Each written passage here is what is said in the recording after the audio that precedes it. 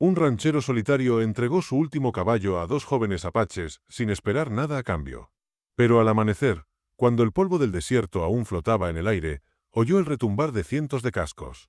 Eran 200 guerreros liderados por el padre de las muchachas, un jefe temido y respetado que venía a exigir respuestas.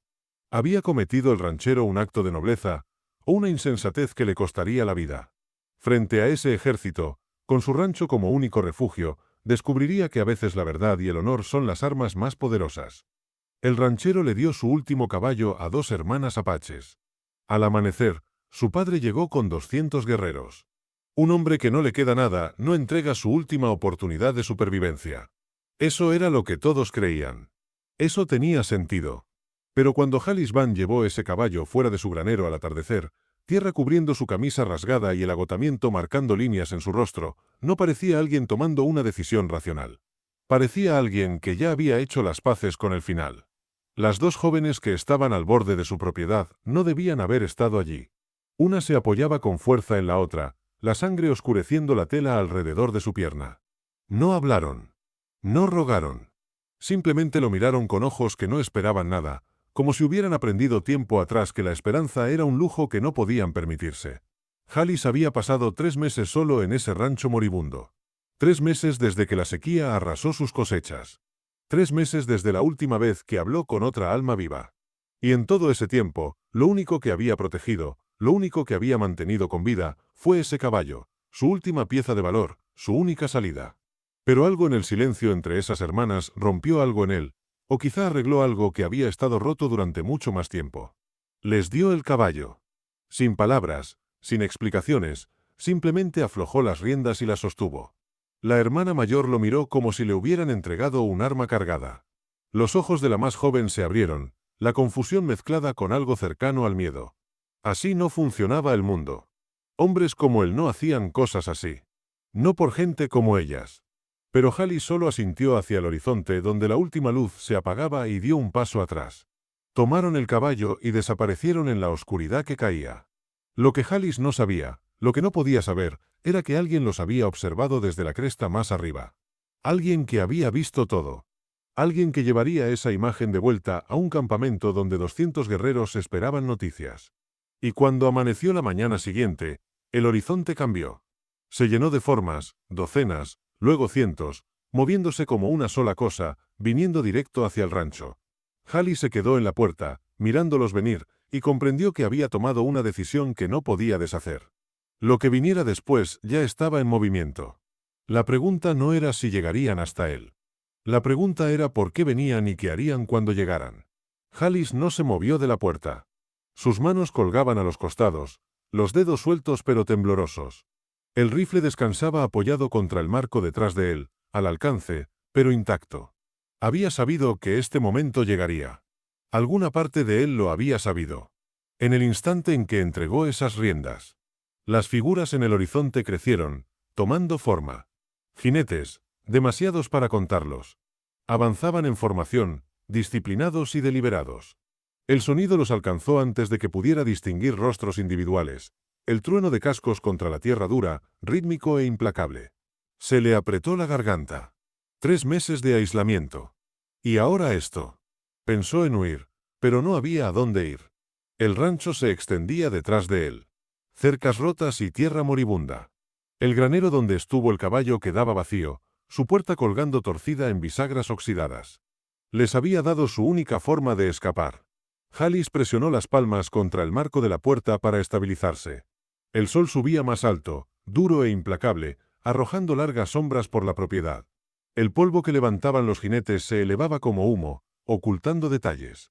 Frunció los ojos, tratando de ver. ¿La hermana menor había sobrevivido la noche? ¿Habían llegado a donde iban?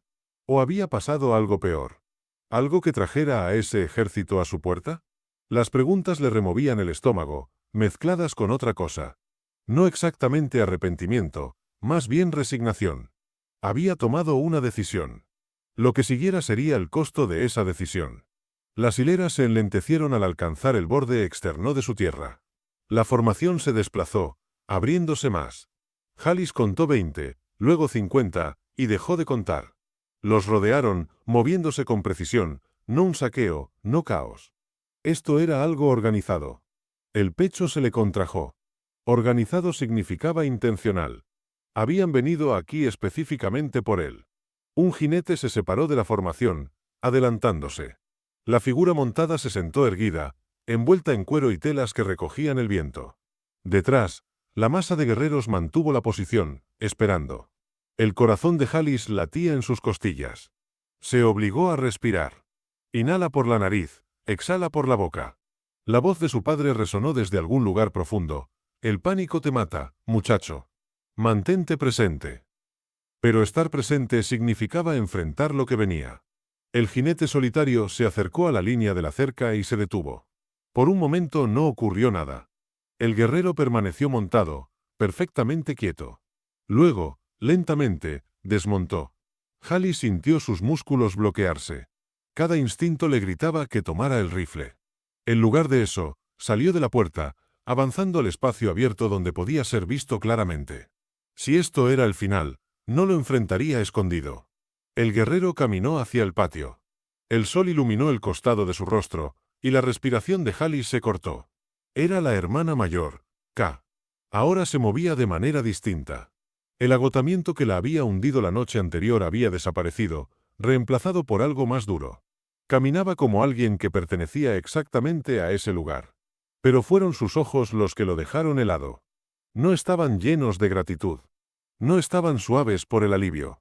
Lo medían, calculaban, pesaban algo que él no sabía nombrar. Se detuvo a 5,5 metros de distancia, lo bastante cerca para hablar, lo bastante prudente para mantenerse alerta. Jalis esperó. La garganta le ardía. K no sonrió. No le agradeció. Simplemente se quedó allí, estudiándolo con una intensidad que le erizaba la piel. Si no quieres perderte nuestro contenido, dale al botón de like y suscríbete en el botón de abajo. Además, activa la campanita y coméntanos desde dónde nos escuchas. Agradecemos tu apoyo. K no parpadeó. Sus ojos, oscuros y profundos, parecían leer más de lo que Jalis quería mostrar. Mi padre piensa que tomaste lo que no era tuyo, dijo, cada palabra cortante, medida. Jalis tragó saliva, su boca seca como la tierra agrietada bajo sus botas. No lo tomé. Lo entregué. K arqueó una ceja, incrédula. Los hombres no entregan lo último que tienen. No sin precio. No sin motivo oculto. El ranchero sostuvo su mirada. No era el tipo de hombre que solía justificarse, pero aquel no era un momento común. Lo di porque ellas lo necesitaban más que yo. El silencio cayó de nuevo, pesado como una losa. A su alrededor, los guerreros no se movían, pero el aire vibraba con la tensión de docenas de miradas fijas en él. De pronto, el sonido de cascos volvió a llenar el aire. 2 jinetes se adelantaron, trayendo al mismo caballo que Jalis había entregado. La yegua estaba ilesa, fuerte, con un vendaje limpio atado al costado de la montura.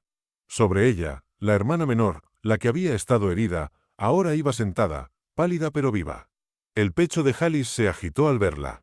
Ella lo miró apenas un segundo, y en ese instante reconoció algo distinto, no gratitud, sino una especie de aceptación silenciosa, como si el acto de la noche anterior hubiera cambiado algo en ambos. K dio un paso al lado, su voz baja pero firme. Mi padre quiere verte. Quiere entender por qué un hombre daría su última esperanza a hijas que no son suyas. Jalis sintió un nudo en el estómago. El padre. El jefe. El hombre capaz de mover a 200 guerreros con una sola orden. Antes de que pudiera responder, un murmullo recorrió las filas. Los cascos retumbaron de nuevo y se abrió paso un jinete distinto. Más grande. Más viejo. Más fuerte que cualquiera de los demás. Su presencia era un peso que se sentía en el aire. Sus cicatrices hablaban de guerras que Jalis nunca habría sobrevivido. El líder desmontó sin prisa, avanzando con pasos firmes. Miró alrededor, el granero vacío, los corrales en ruinas, los campos resecos por la sequía. Todo aquello era la vida de Jalis, despojada de orgullo, sin más que huesos de lo que alguna vez fue esperanza. Finalmente, sus ojos se fijaron en él. El silencio era absoluto. El líder apache habló en su lengua, palabras fuertes y graves. K tradujo, sin apartar la vista de Jalis. Él pregunta por qué. ¿Por qué entregaste lo único que tenías? ¿Por qué dar vida a hijas que no llevan tu sangre, mientras tu propia vida se apaga? El pecho de Jalis subía y bajaba con dificultad. Y sin embargo, cuando abrió la boca, Su voz fue firme, casi serena. Porque nadie merece morir en la puerta de un hombre que todavía respira. K tradujo despacio. El padre escuchó. Su rostro era piedra, sin señales de enojo, pero tampoco de clemencia. Lo único que Halis sabía era que aquel encuentro ya no era simple. Era un juicio. Y él era el único que podía defenderse. El silencio se extendió como un filo entre ambos hombres. El líder apache, erguido, parecía más una montaña que un ser humano. No pestañeaba. No se movía. Simplemente lo medía, como si cada palabra que Halis había dicho tuviera que ser pesada contra la verdad de su espíritu. K permanecía al costado, tensa, esperando la traducción de su padre. Finalmente, el jefe habló otra vez, su voz grave, pausada, cargada de siglos de juicio. K tradujo. Él dice que tus palabras son simples. Demasiado simples para un hombre. Dice que lo que hiciste no tiene sentido, y que los actos que no tienen sentido suelen esconder veneno. Halis apretó la mandíbula. No hay veneno en lo que hice. La vida es vida. Ellas la necesitaban más que yo. K transmitió sus palabras. El líder no respondió de inmediato, pero su mirada seguía fija, penetrante, como si quisiera descubrir dentro de Halis algún signo de mentira, de debilidad, de cobardía. De pronto, un guerrero desde la retaguardia avanzó bruscamente, su lanza en alto, y gritó algo en su lengua. Sus palabras eran rápidas, duras, cargadas de rabia. Halis no entendió, pero no necesitaba traducción, aquel hombre pedía sangre. K interrumpió con un gesto de mano, pero la tensión se disparó en el aire. Varios guerreros golpearon sus lanzas contra el suelo, algunos gritaron en respuesta. En cuestión de segundos, el rancho de Halis estuvo rodeado no solo de miradas, sino de pura hostilidad. Halis sintió como la adrenalina le inundaba el cuerpo. El rifle seguía en el marco de la puerta detrás de él. Podía alcanzarlo. Podía pelear. Podía morir, pero al menos no sin lucha. Entonces el jefe levantó una mano. Solo una. Y como si el mismo viento se hubiese detenido, el silencio regresó. Los guerreros se calmaron de inmediato, sus lanzas descendieron, y el aire recuperó su quietud mortal. K tradujo en voz baja, casi como un susurro. Él dice que la sangre no se derramará aún. Primero, quiere la verdad. Toda.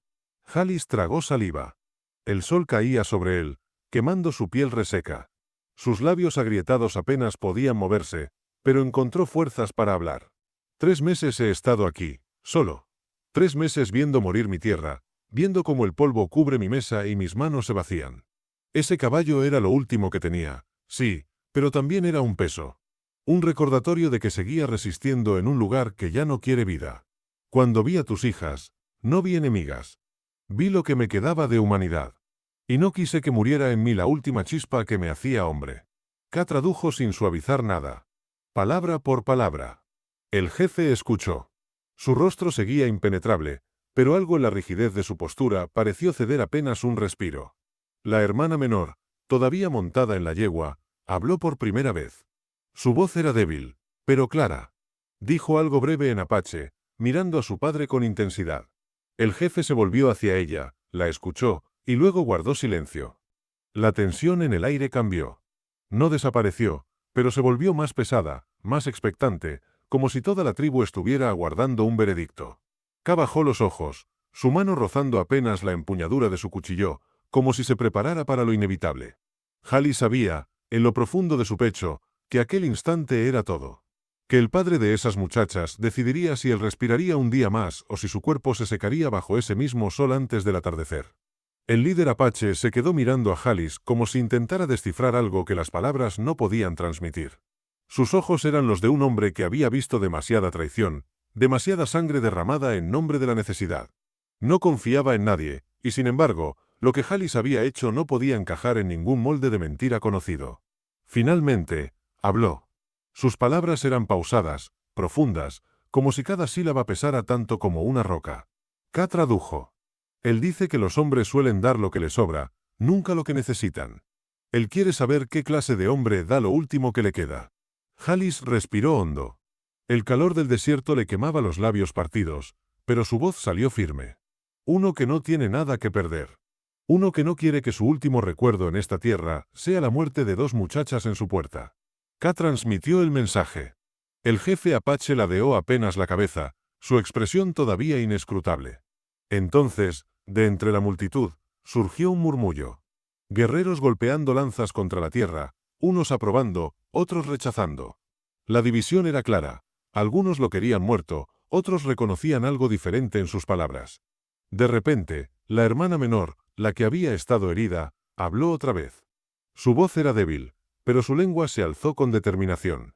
Todos callaron para escucharla. Jalis no entendía lo que decía, pero lo veía en sus ojos. Estaba defendiéndolo. La muchacha señaló la venda en su pierna, luego al caballo, y finalmente a Jalis. Sus gestos eran claros. Sin él, estaría muerta. El jefe la escuchó en silencio, pero cuando terminó, sus ojos volvieron hacia el ranchero. Mi hija dice que le diste tu fuerza, tradujo K, la voz más suave que antes. Dice que, al darte lo último, no le diste debilidad, sino un futuro. El aire se tensó aún más. Jalis tragó saliva, incapaz de apartar los ojos del jefe. Finalmente, el líder apache se adelantó un paso. El movimiento fue mínimo, pero el mundo entero pareció inclinarse con él. K, sin apartar la vista de su padre, tradujo. Él dice que todavía no cree en los hombres, pero cree en sus hijas. Y si ellas dicen que tu acto fue verdadero, entonces tu vida no será tomada hoy. Jalis sintió que los hombros se le aflojaban, como si un peso insoportable hubiera estado presionándolo desde la noche anterior. No agradeció, no sonrió. Solo asintió, porque entendía que en ese mundo las palabras baratas podían arruinarlo todo. Pero el jefe no había terminado. K tradujo la última sentencia de su padre. Dice que un hombre que entrega lo último que tiene, queda marcado. Y los marcados nunca caminan solos. La frase cayó como un eco en el aire. Los guerreros golpearon el suelo con sus lanzas una vez más, pero esta vez no con hostilidad, sino con un ritmo unánime, como un tambor que sellaba un destino. Jalis, sin entender del todo, supo que su vida acababa de cambiar.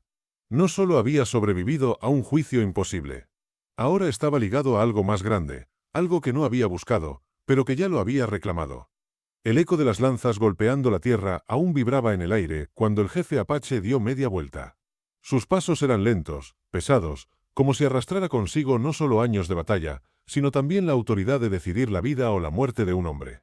Subió de nuevo a su caballo con la facilidad de quien lo ha hecho toda la vida, y en un solo gesto ordenó al ejército que aguardaba. 200 guerreros comenzaron a moverse. No hacia Jalis, no hacia el rancho, sino en formación, alejándose con la misma disciplina con la que habían llegado. El sonido de los cascos llenó el horizonte, como un trueno que se retiraba hacia la distancia. Solo quedaron K, su hermana herida y un puñado de guerreros más cerca, observando. Jalis se quedó quieto, incapaz de moverse, como si su cuerpo no pudiera creer lo que acababa de suceder. Había esperado el fin, y sin embargo, lo que tenía delante era algo diferente. K dio un paso hacia él, esta vez con menos dureza en el rostro. Sus ojos seguían siendo firmes, pero ya no lo miraban como a un extraño. Mi padre no olvida, dijo, con voz baja pero clara. Y tampoco perdona con facilidad. Pero cuando elige, su decisión es para siempre. Jalis la observó en silencio. ¿Y qué ha elegido conmigo?, preguntó al fin. K lo miró por un largo momento antes de responder. Que tu acto no fue un error. Que tu caballo no fue un desperdicio. Que cuando llegue el día en que vuelvas a necesitar, los nuestros recordarán. El ranchero sintió que algo le ardía en el pecho. No era alivio del todo, ni tampoco miedo. Era la extraña certeza de que había pasado de ser un hombre solo a alguien que había sido marcado por un destino más grande que sí mismo. La hermana herida lo miraba con una calma distinta. Ya no había temor en su mirada, sino una serenidad que le atravesó el corazón como una flecha silenciosa. Levantó apenas una mano, un gesto pequeño, pero lleno de significado. K ayudó a su hermana a acomodarse mejor en la montura y luego miró de nuevo a Jalis. Volveremos a cruzar caminos, dijo, casi como una promesa, casi como una advertencia. Con un gesto, montó junto a su hermana y enfiló hacia donde el resto del ejército desaparecía entre nubes de polvo. Jalis se quedó solo otra vez, en medio de su rancho seco, su granero vacío y la vasta nada que lo rodeaba. Pero algo en el aire había cambiado. Ya no era solamente un hombre destinado a morir lentamente en su tierra olvidada. Era un hombre al que habían visto. Un hombre al que habían marcado. El viento sopló, levantando polvo a su alrededor. El silencio volvió. Pero en ese silencio, Jalis sabía que ya nada sería igual. El silencio del amanecer se había quebrado por completo. No había pájaros cantando ni viento susurrando entre los pinos. Solo quedaba el eco grave de los cascos, el retumbar metálico de lanzas y rifles, y el murmullo contenido de 200 gargantas que aguardaban la señal de su jefe. Ethan McGraw permanecía de pie frente a su cabaña, sin moverse, con la mandíbula apretada y el sombrero echado hacia atrás para mostrar su rostro sin miedo. A su lado, las dos hermanas apaches sostenían la respiración, incapaces de apartar la mirada del horizonte donde su padre, el gran jefe Nantan, había desmontado y caminaba lentamente hacia el rancho. Cada paso que daba parecía arrastrar consigo el peso de siglos de guerra, orgullo y cicatrices. Nantan era un hombre imponente, de rostro curtido por el sol y mirada tan penetrante que parecía atravesar la piel y desnudar el alma. Su cabellera negra estaba recogida con una cinta de cuero, y en su pecho colgaban collares de hueso y cuentas que tintineaban como advertencia. Los guerreros lo seguían con disciplina mortal, pero ninguno osaba adelantarse. Esa era una conversación que solo podía decidir la sangre o la sabiduría de los ancestros. Ethan dio un paso al frente. Su corazón latía con fuerza, pero su voz salió firme. Yo fui quien entregó el caballo. No lo hice por obligación ni por miedo. Lo hice porque sus hijas lo necesitaban más que yo. Las palabras flotaron en el aire frío del amanecer. Los guerreros apretaron los puños, algunos murmuraron insultos en apache, pero Nantan levantó la mano y el silencio volvió a imponerse. El jefe se detuvo frente a Ethan, a tan solo 1 metro. Podía sentir el calor de su respiración, el peso de su autoridad. Un caballo, dijo Nantan con voz profunda, casi como un trueno contenido, es vida para un hombre en estas tierras. Es su libertad, su defensa, su pan. ¿Por qué entregaste el tuyo a 2 mujeres que no conocías? Ethan tragó saliva, pero mantuvo la mirada fija en esos ojos oscuros que parecían juzgarlo todo. Porque era lo correcto. Vi en ellas el mismo miedo que vi en mis hermanas cuando éramos niños y la fiebre se llevó a mi madre. Vi necesidad, no amenaza. Y si este rancho ha de significar algo, no será por las cercas ni la madera, sino por los actos que aquí se hagan. Un murmullo recorrió a los guerreros como una ola. Algunos rieron con incredulidad, otros intercambiaron miradas serias. El aire estaba cargado, como si una chispa pudiera encender la pólvora de inmediato. Las 2 hermanas dieron un paso al frente, temblando. La mayor, Aidiana, alzó la voz. Padre, sus palabras son verdad. Nos salvó. Sin ese caballo, tal vez no estaríamos aquí. No lo juzgues como enemigo, porque no nos trató como enemigas. Nantan las miró con dureza, y por un instante parecían volver a ser niñas bajo el peso de su autoridad. Luego volvió a clavar la vista en Ethan. ¿Y qué esperas a cambio?, preguntó el jefe con tono acusador. Ethan negó despacio. Nada. El silencio que siguió fue más intenso que cualquier grito de guerra. Nada. Esa palabra se estrelló contra los corazones de los hombres que habían vivido toda su vida creyendo que cada favor, cada regalo, cada alianza tenía un precio. Nantan lo escrutó por un largo rato. Finalmente habló. Un hombre que entrega su caballo entrega parte de su alma. Si mientes, caerás maldito. Si dices la verdad, entonces tu espíritu será recordado en nuestras historias. El jefe se giró hacia sus hombres y levantó los brazos. Este hombre no es enemigo. Tronó su voz en la llanura. Hoy ha mostrado más honor que muchos que se llaman a sí mismos guerreros. Un rugido recorrió a la caballería apache. No era aprobación unánime, pero tampoco había desafío. Era aceptación, aunque mezclada con desconfianza. Ethan respiró aliviado, pero no bajó la guardia. Sabía que el respeto ganado podía perderse con un solo gesto equivocado. Nantan se inclinó apenas hacia él. No confundas esto con amistad. Mis guerreros no olvidan la sangre derramada por los blancos. Pero mientras viva, recordaré que un ranchero entregó su último caballo por mis hijas. Se enderezó y dio la orden de retirarse. Uno por uno, los jinetes comenzaron a girar sus monturas y retroceder como una marea que se repliega sin prisa, pero con fuerza. El amanecer iluminaba sus lanzas, dándoles un brillo rojizo como brasas en movimiento. Las 2 hermanas corrieron a abrazar a su padre antes de partir, pero antes de alejarse, Aidiana miró atrás. Sus ojos se encontraron con los de Ethan, y en ese instante, sin palabras, quedó marcado un lazo invisible. Gratitud. Respeto. Tal vez algo más que ninguno de los dos se atrevía a nombrar. Cuando los últimos guerreros desaparecieron en el horizonte, el silencio volvió al rancho. Ethan soltó un largo suspiro y apoyó las manos en sus rodillas, como si todo el peso del mundo cayera de golpe sobre él. Se sentó en el porche, observando cómo la luz del sol bañaba las tablas gastadas de su cabaña. Había enfrentado a 200 hombres con solo la verdad como arma, y había sobrevivido. Pero sabía que ese no era el final. Era apenas el inicio de algo más grande. Porque en esas tierras, los gestos de honor nunca quedaban olvidados. Y a veces, el precio de un acto de bondad no era la muerte, sino una vida transformada para siempre. Ethan McGraw cerró los ojos, dejó que el aire frío llenara sus pulmones y pensó, quizás, después de todo, este rancho sí tenga un futuro.